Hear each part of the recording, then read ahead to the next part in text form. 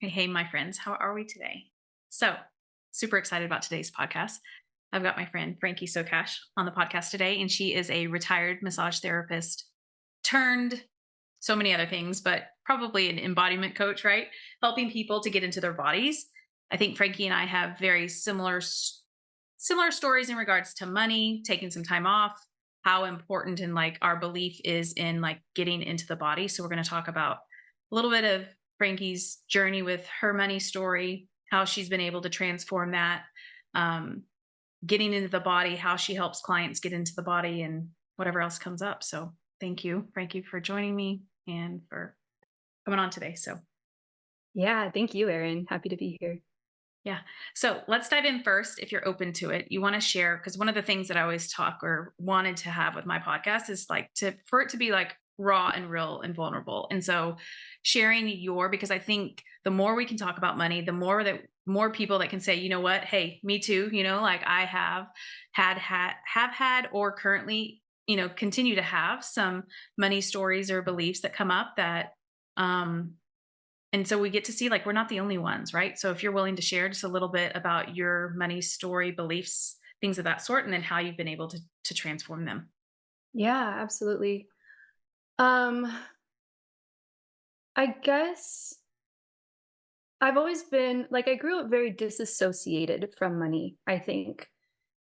I grew up in primarily a female dominated home where my mother was or my grandmother was the matriarch where she had, she took care of everybody and didn't really have a lot of masculine or male presence or influence. And I think that even though it wasn't talked about, there was kind of this unspoken language of like, in order to be like a strong woman or be a powerful woman, like you need to take control of your finances and you need to be the moneymaker, you need to be the breadwinner.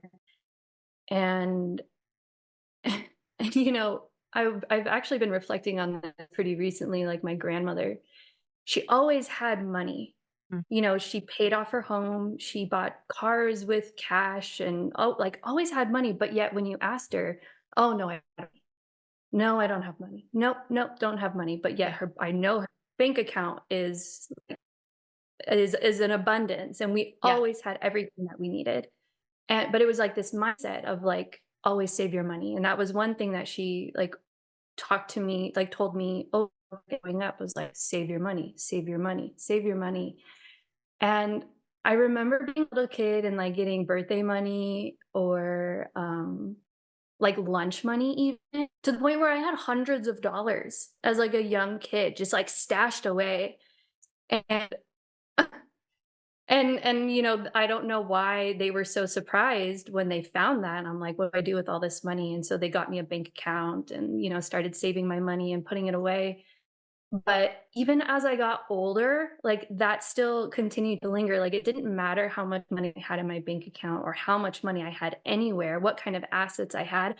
I always had this mentality of, like, "I don't have enough. I Yeah. don't have money." Yeah. Like, that was, like, a recurring story, and it kept me from actually being able to, like, go and do things that I wanted to do. Yeah. And and I say it was very disassociated because, like, I remember at a certain point, like, getting on my like, opening up a bank account app, Mhm. right?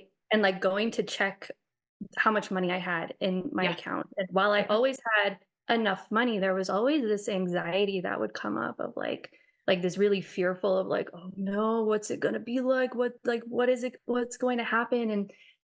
And it was disassociated because I would avoid it at all costs to even know how much was in there. But I knew that if I just kept saying I don't have money and acted as if I didn't have any money, then I would always have money, like, stored away for Mm. a rainy day. So it's just kind of this weird, I'm grateful for the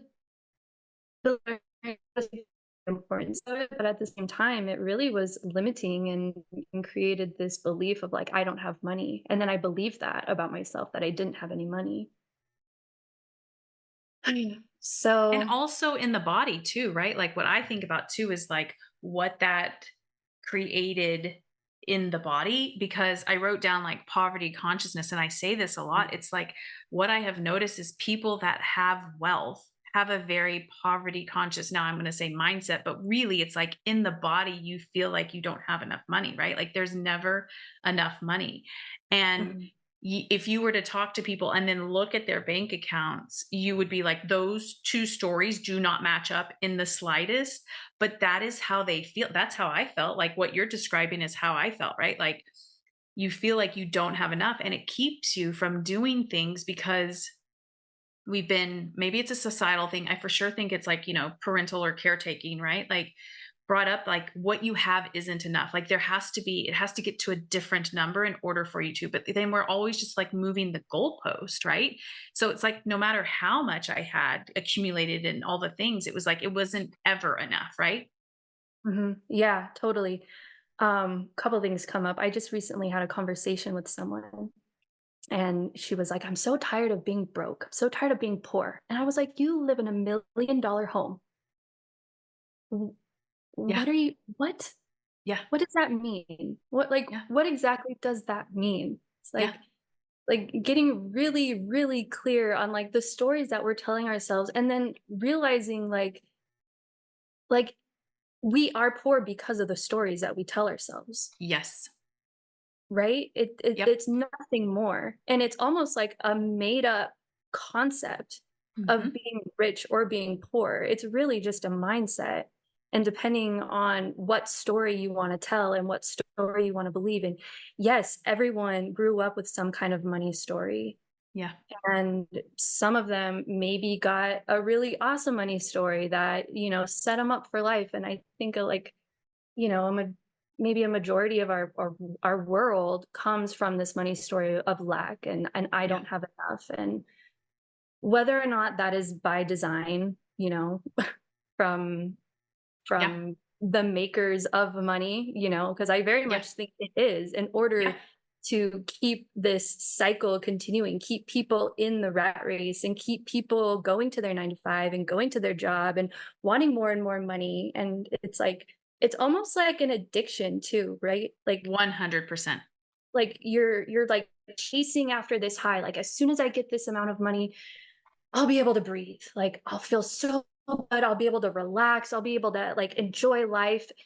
But then how many times do we actually make it to those milestones, those financial milestones, but yet we're still in contraction, we're still in fight or flight, we're still like needing more and more and more, like it's never enough. And so it's like we're chasing the wrong thing. It's Yeah. not, it should never be about the money that like we want. And it's not even the money that we really want, right? Like, why, like, in talking to people and they're like, "Oh, I really just want, I just want money because I want to pay my bills." Well, why do Mhm. you want to pay your bills? So I can spend time with my kids, Yeah. so I can enjoy life, so I can go on vacation, so I can be happy. Like it all really boils down to being happy. It's like, well, what would happen if we were just happy?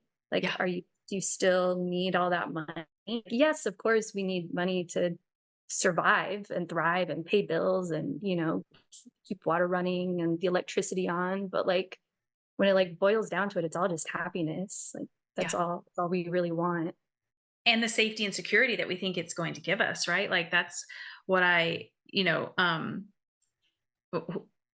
when you're saying about like how, okay, it's just spend time with my kids, or it's like noticing where you already have those things in your life. Like that was something that I had to really like start focusing on. It's like, okay, if you wanted more money, you would travel more. Okay, well, it's like really peeling back this onion of like, okay, if I traveled more, what is that feeling? Because we're always either going towards a feeling or trying to like run away or avoid a Mm. feeling, right? Like everything that we do. And it's like, okay, what does travel give you? It's like the freedom. Okay, well, what does freedom actually feel like in your body? Right. And I think this takes like slowing down and asking yourself questions and like, what is freedom? Freedom's like, I just get to do whatever I want whenever I want. Okay, but like, go even deeper, and it's just this like getting clear on like, why do we want what we want? Like, I think, like you're saying, like, we've been so programmed to want all of these things. It's like, first of all, is that even what you want? And two, like if I agree with you 100% like on the lack, because if you feel sufficient, if you feel like everything is, then what are you buying? What are you, not to say that we wouldn't buy things, right? But like we can't, society can't sell you stuff or tell you that things you need to get things if you feel like I'm totally, like Mm. fine, Oh my fine gosh. within. You know what I Yeah. mean? Like I Yeah. don't need to it's one thing to go on vacation because we want to go on vacation because it's just who we are and it's just fun to explore and that type of thing. It's another to like think I have to go on vacation because I need this because this part of me is missing or I'm lacking this feeling. Mhm. So, Mhm.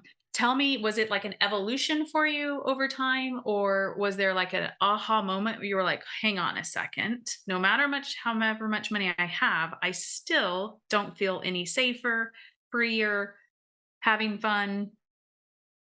Mm. I'd say that it's an evolution for Yeah. sure. I'm thinking about how it was kind of like a pendulum swing. Like I got my first job at 15 and I loved making money. I loved having money, but I Yeah. would have never admitted it. And for whatever reason, but I've always been like pretty driven and motivated by money. And, I think Mhm. like when I was younger, they'd give me money if I was good, if I was a Yep. good girl or whatever, Yep. did what I was told and Yep. was like, oh, okay. Well, like I like making money and I like being able to do what I want to do. Like it drove Yeah. me crazy growing up and they'd be like, oh, we don't have money for that. And it's like, well, why Yeah. not? Like you work all the time. How do we not have money for that? And so I grew up with kind of this like I'm hungry for money, but I also want money to like do what I want to do. So I definitely spent a good portion of my like teens and my 20s like working my ass off so that way I could go travel and live abroad and go to festivals and go party and do all the things I wanted to do. Like I wanted to like live. I wasn't going to wait until I was 60 or whatever. Like I wanted to do it now. And meanwhile I was very like it was all kind of about money. Like I needed to make money in order to support this lifestyle. And then I think, it's kind of interesting because I kind of found myself very deeply involved in this spiritual community. And I think what I found was that even though there were still these threads or like foundation of like we need money, we need money, we need money, there was this kind of unspoken agreement of like money's bad. In the It's not spiritual okay. community, money's bad. Mhm. Yeah, like it's kind of frowned upon, or you're not spiritual if you have a lot of money, you're not Okay. spiritual if you go after a lot of money. So it's just kind of this Mm. weird, Mhm. twisted, like also dissociated from reality, like nothing is real and we are beyond it or like trying to evolve beyond it. And I think like I definitely went that path a bit of I don't Mm. need money and kind of sacrificed much really sent me to like fight or flight, like really, really like sent me into space. Like I'm not okay. Like I'm not okay if I don't have this amount of money in my bank account. But like I think I was trying to challenge that belief, but in a way that wasn't really supportive to Yeah. my body, my nervous system. And it like then I like freak out to like go do something, go find some random job or try to figure something out like last minute in this state of survival to try to because I'm spy and that wasn't really healthy either. And so I think like a couple years ago when I broke away from this community, um and the community like there was just this disassociation of like from physical reality and it was like well I came to earth to be Yeah. like I am flesh, right? And I like and I also believe that in order to solve any like you have to go through it.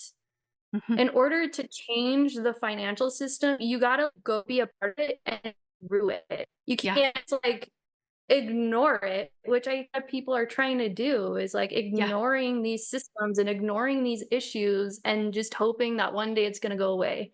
Yeah. Or maybe a meteor is gonna like shoot from out of the sky and like blast it apart, and then we can just start from scratch. It's like that's not going to work either. Like we have to like be a part of these systems and be a part. We have to like be a part of them in order Transcend. to be. Yeah, yeah, Yeah. exactly. That's the word. And so that's kind of what got like me and Ian and my partner Ian like on Mhm. that path of like, well, like what is money? What is this purpose of money? What is this financial system? What are these systems that are in place that are hindering people and really understanding like what money really is? What is the banking system? How does the banking system work? You know, who is the Federal Reserve and what is their relationship to Congress? What is their relationship to the US government? And like uncovering these things that I don't think a lot of people really know. Yeah. And you know, I think really trying to overcome the whole like, you know, like, well, we'll vote this person into this position and then they'll take care of it. And it's like, no, like I think if I learned anything from COVID was that I have responsibility. And if I Yes. see a problem in the world, then it's my responsibility to do something. Yeah. And so I feel like that's kind of what really really ignited the um you know, being able to change my relationship with money. It's like, and if I want to change it, I gotta like dive into it. Yeah, you gotta yeah, I came from the 3D world, like 20 plus years of being like you call it 3D, right? Like I really wasn't very spiritual. And then over the last 4 or 5 years, if you want to call it like when I say spiritual, like connected to myself, there is a higher power, there is like whatever we believe in, God, spirit, source, whatever. And realizing like, oh, these two things have to marry. They have to coexist. Like you can't be in the 3D world and not think that there's something that is not believe in something that's bigger, that's like the emotional side of it, right, the spiritual side of money. And you can't be in from what I've been talking to from other people that have come from the spiritual world is like, but you can't be in the spiritual world and being like everything's rainbows and daisies. And I'm not saying that life isn't rainbows and daisies, right, but like we are a human on the material plane in 3D form. Like we are meant to have money, have fun, enjoy our life, right? And I think both sides in their, for lack of a better word, not of highest vibration is in a way of trying to control, right? Or I don't like the word trying to control because we always have free will, but like using their way to like 3D trying to not think that there's an emotional part of it, right? Like where are we misguiding people, and then the spiritual side of thinking like we're not meant to have money and we're meant to be poor, like that's not the answer either. And Mhm. um that's one thing that I've really noticed of how often I have so many thoughts about the healthcare system, and we're not going there today. That could be a whole nother topic for another really, but really like you, Frankie, of recognizing like, hang on a second, because here's something else that I noticed. So many people that I have talked to or have friends with have lots and lots of money in 401ks, and they talk like they are absolutely destitute. And what started, I think, as a way in the 3D world to empower us to start having our money, doing things, we have allowed the banking system, our advisors, 401k systems, all of that, like what you're saying, to what's the word I want to use? To disempower ourselves, I guess is a good word to say, right? And really start to pick apart like, no, hang on a second, like it's still your money. Maybe you have to pay taxes, but like you have money. Like you were talking about the lady, like I have I'm broke, but she thinks like you live in a house, you probably have lots of assets, right? Like the way that we're thinking about money um is causing us to stay in this disempowered position or situation. Yeah, yeah, totally. It's kind of interesting because I feel like we're like kind of hitting on something that I don't know, I kind of want to like wring it out a little bit more, but it's like this financial system was designed in a way to not necessarily like it doesn't really have our best interest. It has Correct. certain people's best interest Yes. and That's a good way to put it. corporations' best interest, but, like, for humans, like, society as a whole, like, the average people, it doesn't have its best interest, and but in order for it to continue and in order for it to work properly, we Yep. need like, it needs people to follow the Buy into system. the system. Mhm. Yeah, yeah, Yeah. and then so it's like everyone gives away their power to these people who know about it, but ultimately it's they're, like, kinda giving information just to keep them On the going. wheel, on the Yeah, hamster wheel. yeah, yeah, and it's scary. It's Yeah. like, holy shit, like, realizing it and just being like, "Wow." Like, Yeah. that is, you know, I don't know, the biggest scam, like, people wanna talk about scams and wanna talk about, like, pyramid schemes, and I'm like, our entire financial system is built on that. Yeah. Yeah, and when you really start, and here we go back to, like, slowing down, starting to ask questions. Like, I feel like a lot of people are in such a fight, flight, freeze. What do you call that? Like, I always say survival. That's what I use, is like a Yeah, survival based state of being, right? Like, yeah, you're in this like rush, go to work, do the thing, and it's like, if working hard and saving, $400 a month, now over time, would it get you to $1 million? Yes. But like, if that really worked, then we would have a lot more wealthy people, right? And it doesn't. And we have these systems, and we don't even question, like, okay, wait a second, the person that's giving the advice, they didn't save their way to there, right? They had businesses, or they had, like, there's other things that they have done to create the wealth in a fast amount of time, or whatever it might be. Um and and it's just fascinating to, I think we can go on autopilot, and we don't question, because here we go back to, also, it's like, who are you hanging around? Is everyone around you in those same beliefs, or are you asking and questioning, like, what do I want my belief to be? What do I want my life to look like? Is this actually, you know, and here we go back to, like, being disempowered. It's like, if someone wants to work 9 to 5, all for it, right? Like, I support that.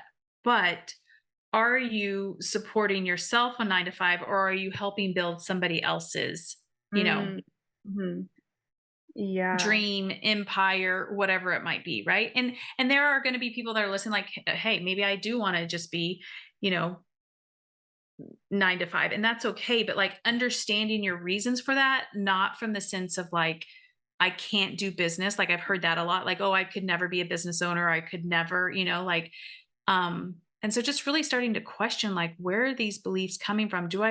What is, by this belief, what is it creating in my life, and do I want to keep this belief? mhm, yeah. I you said it earlier, and what did you say? Like, "Is this belief even mine?" Yeah. Kind And Yeah. I think that's such a good question to ask ourselves, like, "Is this belief even mine? And Yeah. if not, where did it come from?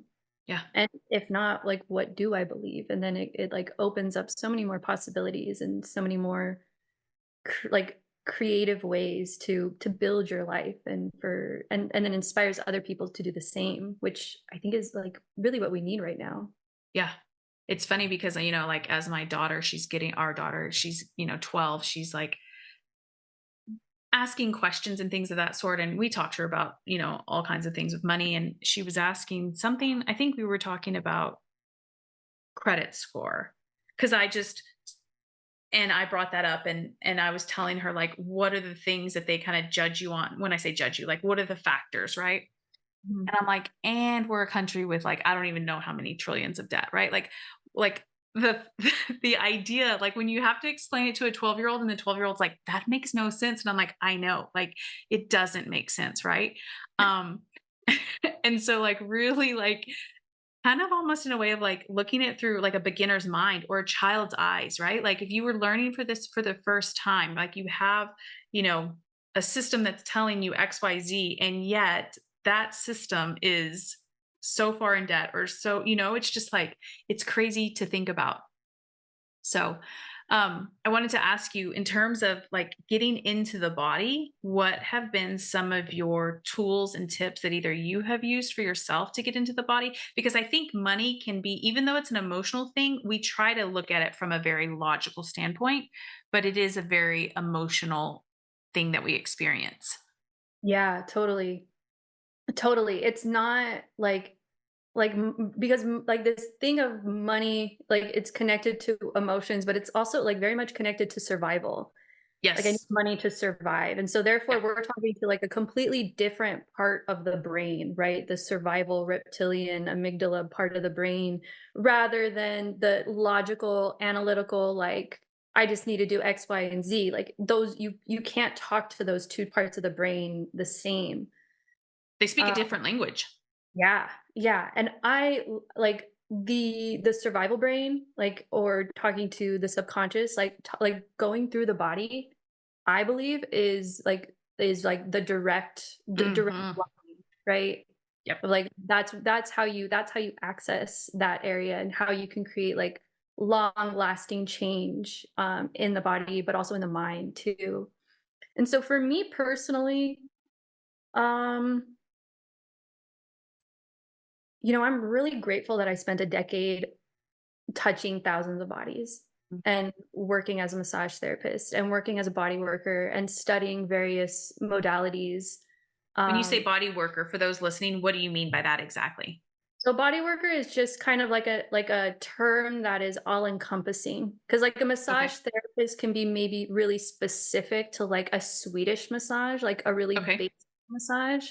Hmm. When I say body worker, like I was integrating Reiki and Thai massage, connective Okay. tissue, myofascial. So I had kind of Okay. this platter of different modalities that I would Mhm. use. So that it's like body worker is like on the table, off the table. Gotcha. Okay. Mm. So yeah, I started working in my early 20s and just had the blessing of being able to work on thousands of different bodies. And after touching so many bodies, you really start to learn the language of the body and how the body responds and how the body interacts. And so it drew me in and Mhm. really got me in touch with my own body. Like going to massage school, you get body work every single day. And Mm. that, cracked open a can of worms for me just from the get-go and kind of initiated my journey with the body. Um, and then getting into yoga. Like I did a yoga teacher training. And and I think like while I was going through this and I was like I remember this is going to be kind of off topic, but I'm going to try to weave it back in. There was a moment in time where I really wanted to like travel solo, but I was terrified. I was really scared in my body. My body was really scared. And so I had bought this truck and I started going out and camping by myself. And I'd camp with like a freaking axe or something. Like I didn't have a gun. I wasn't into guns, but like I felt better with an axe. And like I remember the first time I did it, I was petrified. Like I couldn't sleep. My heart was Mhm. pounding and any noise, like my body would flinch. And I'd notice like that I think that moment was like, wow, like there's something going on and I'm feeling it in my body. Like it's because of my body that I can't quite relax. And so that was maybe the moment where I realized like I need to be able to go into the body. I need to be able to send myself into these situations and be able to work through it in order to liberate it, right? Like how we were talking Yeah. about transcending things. You got to like go into it. It's the same with the body. It's the same with trauma. It's the same with a trigger. Like you got to be able to like go into it and feel it in order to be able to transcend and liberate it. And so there was kind of like this practice that I did. I think we mentioned like opening up a bank account online Mm. and Mhm. like it would create a physical response in my body. Mhm. And as the body worker and like kind of scientist, and I'm like, what is that? And I'm like, okay, I'm gonna pull up the bank account app and like like, oh, what is that feeling? Like, what is that? Like, I feel something tugging at my gut. And I think a lot of times, like sometimes when I'm talking to clients or I'm talking to people and I'm like, well, what does that feel like in the body? And they're like, They I can't don't name it. know. Yeah. Yeah, and Yep. they're looking up, and it's like, "Well, Yep. what are you looking up there for?" Like, your body's down here, like, we're talking sensation, like, what is the sensation in the body? And the more that we're able to track it and the more that we're able to, like, lean into it and be able to find the patterns, because the body is speaking in this way where it's like you can, like, map it and find it, and so for an example, like, in opening up the bank account app, like, I think one of the things was, like, my breathing would get really shallow, like, I'd feel like a Mhm. tightness, like, I couldn't really breathe, Yeah. and It's I was almost like, like I "What?" stopped breathing. It was like, Yeah, if I noticed, it was just like I would just not take an inhale. mhm, yeah, and so as like, in body work, if you find something, somewhere in the tissue, somewhere in the body where it's a little bit, like, tight, or even, like, when you're stretching a muscle, right, and it's tight, you wanna, like, lean into it, you wanna put a little bit of pressure, and so taking that knowledge, I'd Yeah. open up my bank account app and I'd feel this tightness in my breathing, and so I'd like practice. I'd like it'd be like doing exercises, right? Like how deeply can I breathe in this moment while I'm doing something that is triggering to my body and creating this like response that was uncomfortable, and it would have been easier for me to just delete the app, get off, not even touch it, not even go there. And I think that's what a lot of us are conditioned to do, is to, like, Mhm. just avoid it all completely, but in my opinion, that feels really disempowering, and I wanna be able to open up my app, I wanna be able to check and see how much money I have and be like, "Cool, maybe, I." Regardless of what the number is. Right, yeah, like, "Oh, great, like, I'm good, let's go on vacation," or, like, start thinking about ways I can start bringing in more money, like, whatever it is. And so just getting into those places where I'd feel tight and feel contracted or feel scared, and how can I bring more space into that? As difficult and ugly and uncomfortable as it is, like, how can I breathe a little bit deeper? How can I like it's almost like lifting weights, you want to it's work. It feels like work. It can be like physical work to be able to do it. And so that was kind of what got me into like more somatic experiencing and somatic practices, and leading me more into like this embodiment aspect of it, of like, I like I want to I I'm kind of just like realizing like I never really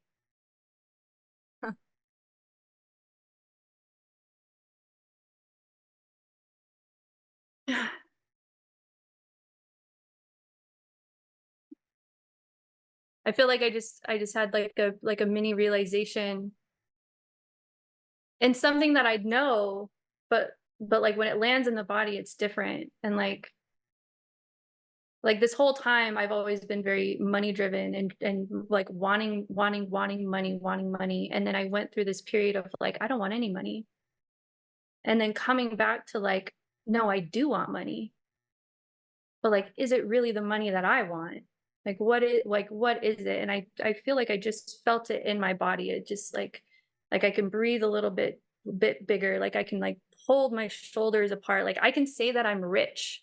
Like I'm a rich woman. Like I don't have millions of dollars. I don't have, what some people would attribute it to, but like, I have so much joy, I have so much fun, I have so many loved ones, I have the pleasure of getting to connect with people like you, and, like, doing work that fills me up, You and love. Mhm. yeah, and, like, that's what, like, being rich is to me. I get to do whatever I want, whenever I want, however I want.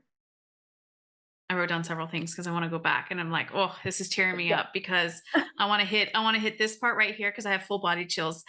And for those of you that are listening and not watching, like I'm tearing up because what I realized is it wasn't the amount of wealth that I actually wanted to accumulate. It was being able to do it on demand and be a huge conduit for money. Like you were going back and you were talking about like, are these beliefs mine? It's like part of the financial industry teaches you to save and invest for retirement. I'm like, but if I have, what I loved, like call it a job or whatever, like business, whatever, like if I'm doing what I love and I am having the amount of money that I have and I'm enjoying it and I like, what am I stockpiling it for? Like truly abundant for in my definition is everything you said. And also I can create it on demand. Anything that I want, I can create it in the moment, right in the moment to have what I want because why are we stockpiling money? Like, where does that come from again? Right. Like starting to ask ourselves these questions like,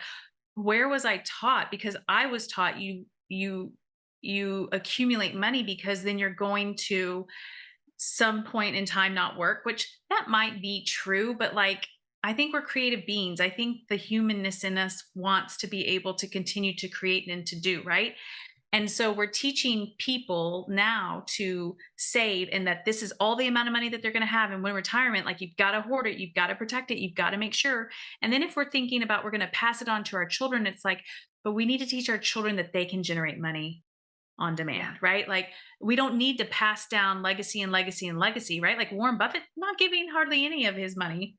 Although my child thinks it's crazy not to give any of his money to his children, right? But he's like, he's not giving any of it to his family, right? He's giving it away. Like this idea that like we have to accumulate this money and we have to protect it and we have to preserve it, right? But like if we do work we love, if we are enjoying our life right now, like what are we doing with all of this? And if we were a conduit for money, right? Like we do we really want to have a lot of money or do we just want us to allow money to move through us, um so that's what came to me. And then also when you talk about like it's a practice, like I always say it's like deadlifting or whatever, working out, right? Like the reason why it feels uncomfortable in our body when we open our bank account, this is me, old me, is because it wasn't a practice for me, right? My practice, I was really good at being either hyper vigilant, stressing, or highly avoidant, right? And so, like you're saying, when I sat down or when I would think about opening the bank account, or when I got to the point when I would open it, and then it was just too intense in our bodies. I have a book called, I think it's called Breaking Free of Money Beliefs. I'll put it in the show notes. But he Mhm. talks about in that moment, exactly what you're saying, Frankie. In the moment when you have that come up, whatever you feel in that sensation in your body, like, can you stay with it? And to the level, like, if it's on 100%, right? That is the level of our power that we are, regaining back, basically, right?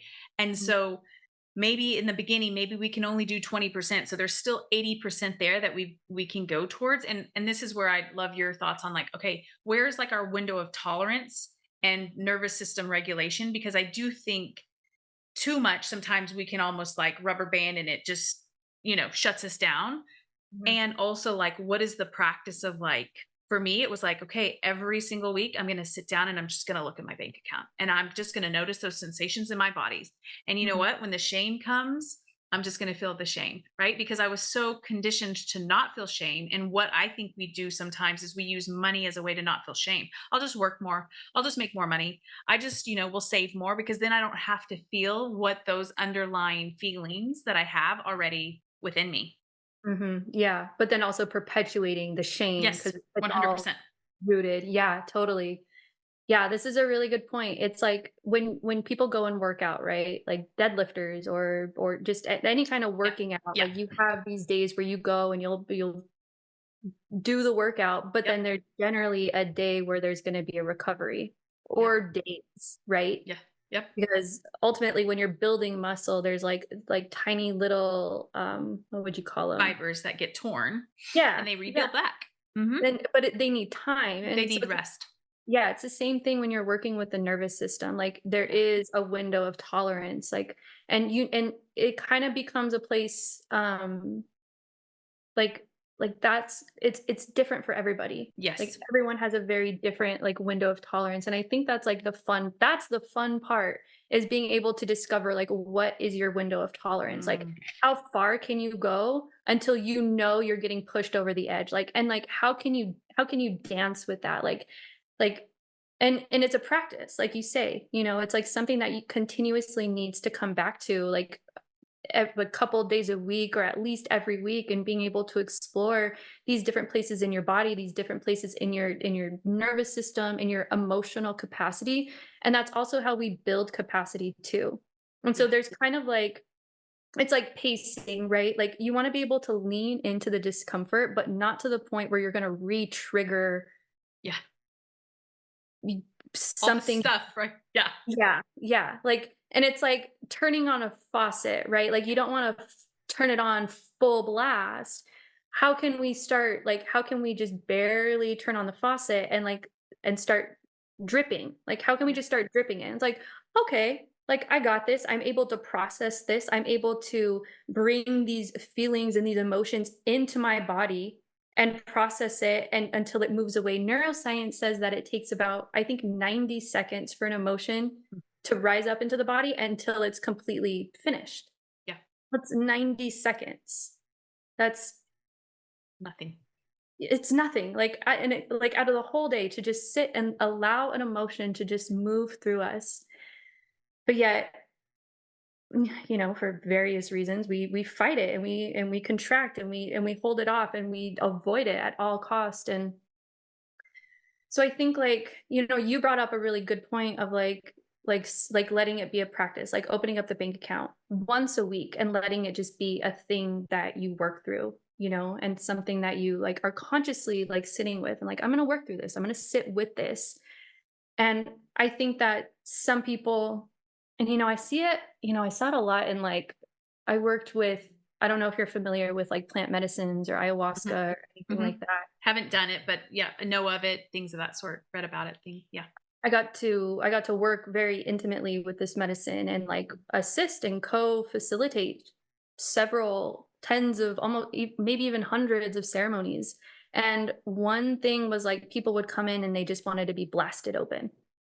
Mm, Like, yeah. that was, like, the intention of, like, "Just blast me open, like, let's just get this Mm, over with," and it's like, that's not how it works. yeah. First of all, that's not how it works. That's damaging to the nervous system, the peripheral nervous system. Like, it's almost like an electrical blowout. Like, if there's too much energy that moves through the electrical system, like, the lights are gonna blow, you're gonna blow a fuse, which is what happens in the body. You can blow a fuse and then be stuck in this, like, repetitive traumatic pattern, and it's hard to get out of. Or maybe you're ungrounded, like, you're not in the body. There's all kinds of issues, surfacing.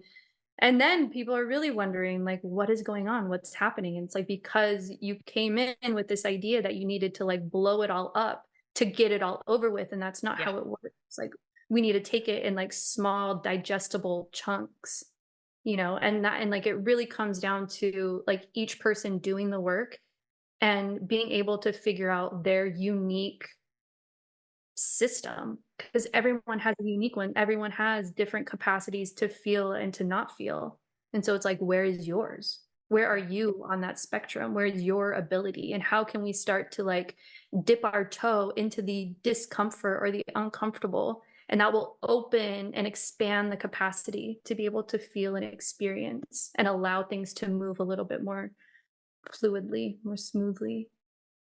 Yeah, it's almost like a abdication of responsibility in that regard. Like from that, like wanting plant if you're, into that or wanting to do that, it's like wanting plant medicine to take care of all of that for you, right? Versus like, no, this doesn't happen overnight. This doesn't happen in 3 months. At least that's not what I have found, right? Like this is years. This is probably like our lifetime in the making. Like this is just part of it. And if we can look at it from that standpoint of like this is just part of it. Like, this is part of me being a human on this planet, me always transcending. Because for me, I don't know about you, Frankie, but it's like it keeps showing up for me. It's just at the next level. It's almost like Super Mario game, right? Like, in order for me to get to next level, it's like, oh, here we go again. And so instead of you wrote down like, or you said fun, I wrote down fun, like with a window of tolerance or like dancing with it, instead of me constantly being like, why am I back here again? Like, I thought, like, I used to think that, like, why am I still having this problem? Right now, it's like, oh, this is just what happens when it's time to, Yeah. Yeah. Ooh, I love this. I love this conversation. Like it I'm always very skeptical of people who are like, "Oh, I've healed that. Yeah. Oh, I've healed my money Yeah. wounds." And I'm Yeah. like, I mean, maybe one aspect, one little thread of it, but like, the master continues to learn the lesson over and over and over Always a again, and from student. like Mhm. multiple different perspectives and views, right? And so I'm very much on that side of like, this is a life's work. Yeah. This is a soul journey, and I didn't come here to just learn something once. Like, Mm.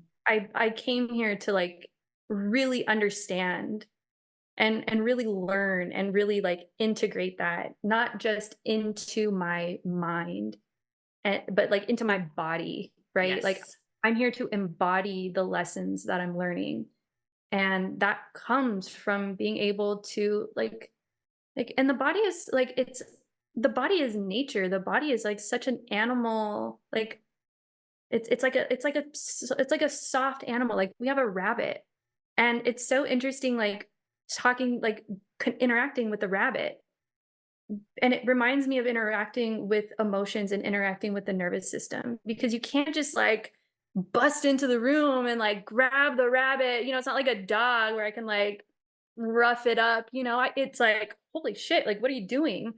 And that's like a majority. That's like, it's like, That's I'm such like, a great analogy. it is. And, like, he teaches me so much. Like, if I go too much, or if Yeah, I'm too too fast. fast, or like he doesn't like it, and I'm like he really teaches me like the sensitivity that I think everybody has, but we've been so desensitized just from society, and work, work, work, work, work, and go, go, go, go, go, and we forget. But like they're like these aspects, like interacting with the nervous system, interacting with like people talk a lot about like inner child stuff. Yeah. Like it's very much like coming up to this rabbit, this little creature who picks up on everything, your own emotions. Like if you step too fast, or if you step in the wrong place, like you really it's like such a fine, delicate dance. And that's what it is in communicating with these like different subtle bodies of who we are and what we are. Yeah.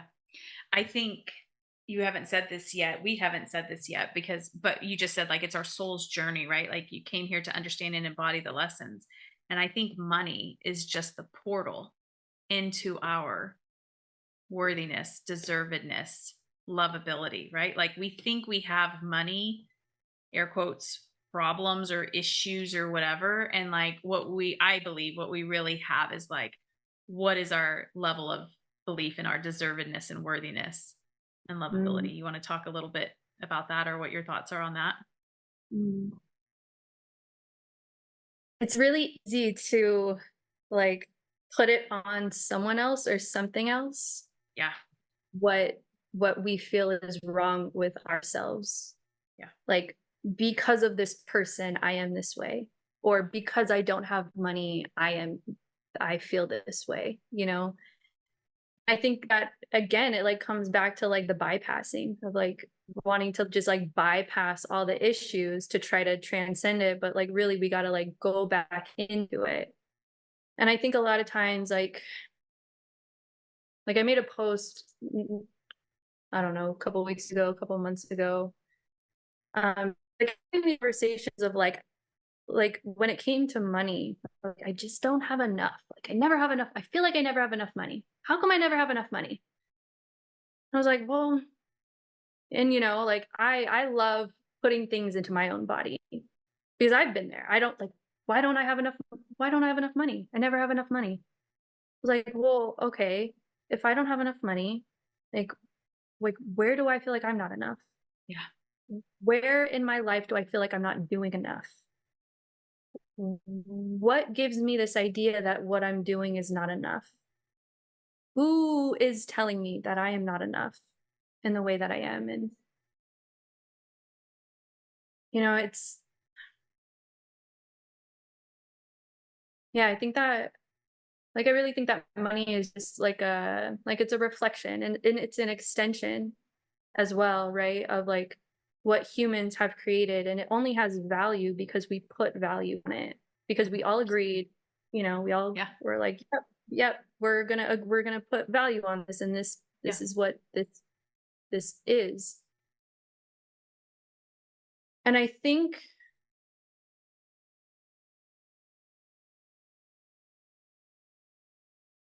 we put a lot of value on things outside of ourselves, just like naturally, like Yeah.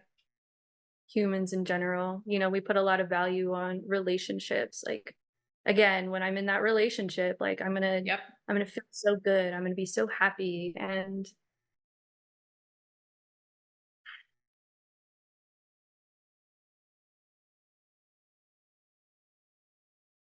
or stability,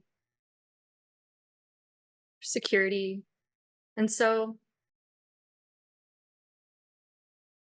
yeah, I guess I like to, like, for me, like, where do I feel inadequate? Yeah. Where do I feel unstable? And, you know, this is why I really love yoga too. Or this is even kind of like some of the stuff that I do on my own and some of the stuff that I encourage like other people. How can you embody feeling inadequate? Like, what if you were just to like embody it? If you feel that way, like, own it. Like, what if you just owned it, right? Again, to be able to like transcend it, you got to go through it. Yeah. And so some of my practices have been, I was in theater when I was younger, and so I've always been a little bit of a little bit of a theater nerd. Um, but what like let's say like I felt really insecure when I didn't have a lot of money, when I didn't have the type of money that I wanted to. And so like what was that feeling? What was that like? And I thought it took me a while because on my own I could go around and around in these circles of like, well, it feels like this and it feels like this. But it's like, again, if an emotion takes only 90 seconds to process through the body, then why am I continuing to come back around and around and around, and I'm connected to the story rather than actually embodying the thing itself? And so for me, what I had to do was actually act out instability or act out inadequacy. Like, what does that look like? Who is if that character, what would that character like look like? What would they doing? You know, and I'd get into it with like my facial features and like, but like make myself sit in it, like, and like squeeze it, you know, like really wring it out in my body and like really feel what it feels like to feel inadequate. And it fucking sucks. Yeah. It's not a Yep. fun feeling. And I Yep. think I don't know if this is true for you or if it's true for everybody, but like people that I've talked to, like, well, I'm scared I'm gonna get stuck in it. I think a It's lot of like people this think fear, that. Yeah. Mhm. it's like this fear that we're gonna get stuck in that. And it's like, well, technically we like you already are. I was gonna If say, you're well, we already kinda already are because 'cause we're just circling it over and yeah, over yeah, again, you know? It's like, exactly. let's just And it's call it what like, it is. oh, oh, okay, you're right. Like, and that's kind of Mhm. the it's like that's kind of the light bulb moment. Is like, oh well, I'm already stuck in it. So what's gonna happen if I like really like go into it? It's Yeah. like, well, you know, let's do it and find out. And I think sometimes, you know, sometimes like a muscle can get a little bit stuck. And Yeah. sometimes you just need to like contract it and really squeeze it. And then you're able to stretch it out to its full capacity. And it's the same thing. Like, how can you really get into it and like contract yourself into like, I feel inadequate, Yeah. and do it for about 90 seconds and then be able to come back and like come back to the place where you can breathe and you're calm and you're relaxed. Like, you want to be able to go back and forth, and that kind of comes back to like our capacity and like our window of capacity. It's like we just want to go in for a little bit, Yeah. because our ability to like expand our capacity to feel the thing that we don't want to feel is also going to expand our capacity to feel its counterpart, the thing that we actually want to feel. And you can't find that opposite feeling if you don't if you don't know, like, what inadequacy really feels like. Yeah. Because we can name, like, sometimes we don't always know what we want, but we know what we don't want. Yep. And by naming what we don't want, it's oftentimes just the opposite of that, that we can then see what it is that we do want. So by, like, really going into, like, whatever that feeling is, I think really helps to liberate it and get us to where we wanna go. I agree 100%. I mean, I already said this before, but it's like it's a practice, right? Like the reason why we don't want to go there is because the physical vibration in our body doesn't feel good. But the more that you feel like I used to avoid shame, but the more that I felt shame, the less that shame felt intense in my body. Does it feel like joy? No. But does it feel as intense in my body as how it used to feel? No, because it's just like, oh, here we are again, right? Like your shame, right? Or like I think shame and inadequacy to me are very like vibrationally and like feeling in my body feels like that. Um Mm, and so it's like when I stopped resisting it, like you say, right? Like, okay, and I started to get more practice at feeling embarrassed or disappointed or just those lower vibration emotions that we're taught we shouldn't feel. I think sometimes in the spiritual world too, it's almost like this like, oh, high vibe. It's like, no, no, no, not high vibe at the point of like denying your feelings and having a human experience, right? It's just more so like, is my baseline frustration now? No. Do I feel frustration? Yes, because I'm a human, but I don't live there like I used to live there 4, 5, 6 years ago. And so I mm, think it's like that practice of like, how practiced are you?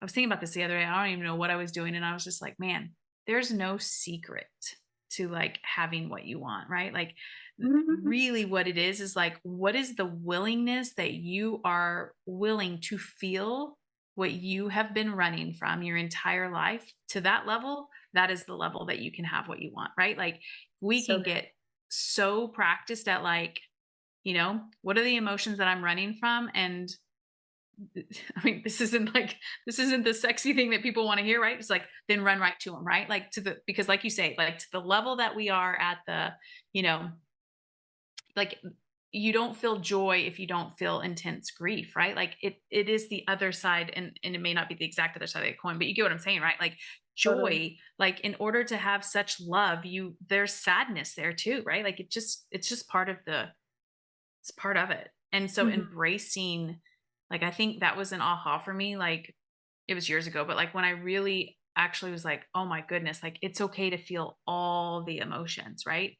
And Mhm. like how can I get good at feeling, and even too like sometimes I think we want to name them, and I don't know what this is like for you, Frankie, but like naming to me takes me in my head versus Mm, just like where is this sensation and what is it doing inside my body, and like you're saying, allowing that 90 seconds or whatever it takes.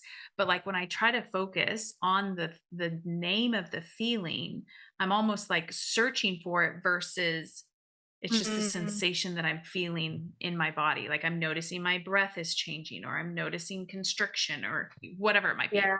Yeah, totally, totally. I think that's a really good point.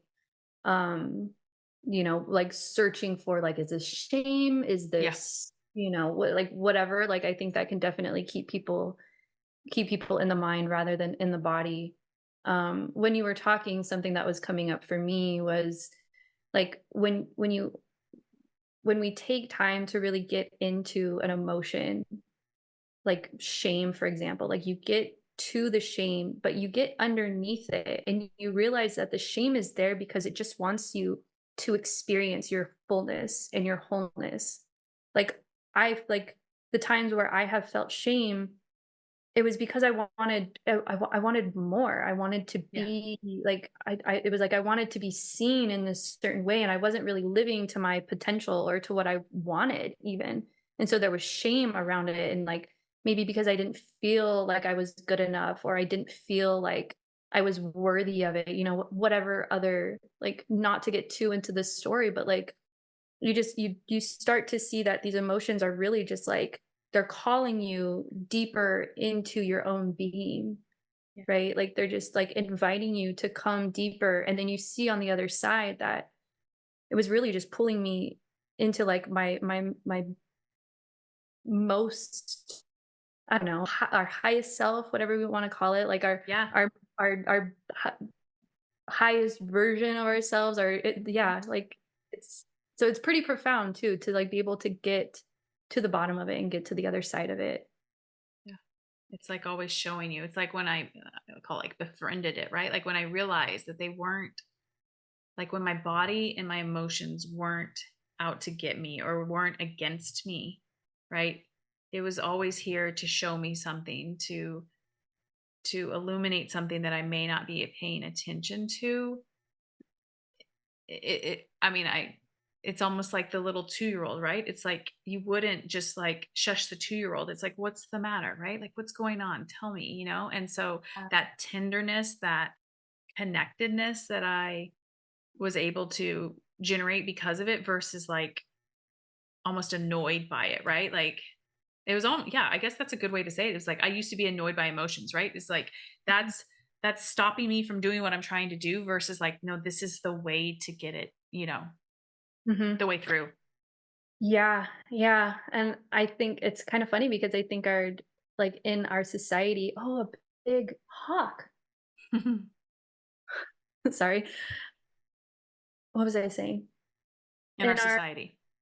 society, like yeah, it's like things that are inconvenient. It's like just push it away, push it to the Yeah. side. Like it's in the way. It keeps us from working. It keeps us from being productive. It keeps us from like, so it's Yeah. just like just focus and push it aside. And there was a um something that just popped into my head. I remember meeting someone and feeling really jealous of them.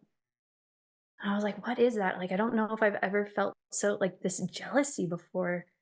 And so, I opened up the conversation with this person because I wanted to like understand it a little bit more. And I was like, "I feel jealous." And like I don't like and I don't know like I don't know what it is. And just by talking out loud and being very vulnerable first of all Yeah, and for sharing this sure. with this Yeah. person. Mhm. But like it like landed for me. It was like, "Oh, I'm jealous because this person is showing up in a way that I really want to." Yeah. It's not that this person is better than me Yeah. or has something that I don't have. It's because they're reflecting back to me this like aspect of myself that I'm not fully embracing. And like I'm like, "Holy shit, like thank you. Okay. Okay, jealousy. Like now you're an ally." Now you're an ally, and every time, like, an emotion like that comes up, I'm like, "Oh, okay, like, what's going on? What am I not seeing? Like, show me," right? And, like, once we'd start to learn the language of the body and how these emotions are expressing to them and, like, how the body wants to express itself, because the body is constantly, like constantly giving us messages and giving us signals and, like, Feedback. moving trying Mhm. to yeah, trying to move us into a state of harmony, into a state of homeostasis, like, in evolution, that's, like, lodged in our genes. That's just, like, where we go, and so everything is, like, kinda working in this way to move us in that direction, but then we're like, "Oh, no, I can't feel that. I don't have time for this. I gotta go to work. I gotta do this. I don't have enough money. I don't know." Like, it's Yeah. It is if I think it always comes back to like it's a practice. And when I say skill, all I mean is it's a practice that you practice over and over. You get better at it the more you do it. And a lot of us have just been really practiced in ignoring, in shutting down, in disassociating. Like it's not like because I used to think that like maybe my coach or other people I would see were like there was something different in them than it wasn't me. And it's like, no, like they just might be more practiced. Like that's okay. Anybody can just put in more effort, right? Like that's simple. It's not Mhm, easy, but it's simple, right? And like, okay, so it's just practice. And so like wherever you are, it's not a problem, right? mhm, And just recognizing like, okay, where can I practice even just and here we go back to two with the um self-development world. It's like we don't have to go from 0 to 100, 0 to 1%. Where can I just like half a percent today? How can I just maybe breathe into it for a second longer, like where is your next, you know, um, what's the word I want to use? Like, where's just you're a little bit outside your comfort zone, right? Yeah. Yeah. There's a saying that I see quite often, like in the coaching, like personal development and something about like, take steps every single day towards your Yeah. goals and towards your dreams. And it's like the same thing, you Yeah. know, Yeah. like we're here for a lifetime. Yeah. You don't have to do it all tomorrow Yeah. unless, you know. That's the big thing too, is like when I realized I can have the feeling right now, then what's the rush, right? Like you can experience joy and fun right now while you're building your business. You can experience, whatever it is in the moment. Like we don't have to withhold anything from ourselves. We can have that right now emotionally, right? We can have the emotions right now. Mhm. Mhm. You have anything else, Frankie, you want to say? It's been such a good conversation. Yeah. Gosh. I don't think so. I don't know. I feel Yeah, I feel pretty lit up by this conversation. I love talking about the body. I love talking about emotions. I love, kind of being I love pushing the edges Yeah. in conversations, in my life, in my family, in my body, like I always feel like I'm like how much further can we go? And so I love being able to have these conversations and talk about it. And like as we're talking, I'm also being able to push my edges and you know, like learning as I'm talking and learning as we're having these conversations and like expanding the conversation just by opening up these conversations. So I'm really grateful for you and your podcast and the work that you're doing and opening up these conversations so we can kind of like pioneer the path and like open it up for people and expand these ideas because I think that just to go back to like the disempowered of like the rat race, like right now we're kind of like in this place of like needing to redefine who we are in order to create new systems that are going to benefit us and the planet and future generations. And I really feel like having these conversations and spreading information and sharing ideas and like expanding each other and like for all of us to be open to that expansion is really like what's going to assist in the further evolution of our reality. Totally. Totally. So where can people find you, learn more about you, connect with you? Yeah, on social media, you can find me on Instagram at Sanantia. Okay. I'll put I'll put Frankie's information in the show notes. Frankie, thank you again. I appreciate it. It was so fun. And I appreciate your time and your knowledge. Yeah, likewise, Erin. Thank you so much for having me. Yeah. And everybody, thank you for listening. I appreciate you sharing your time with us. Until next time.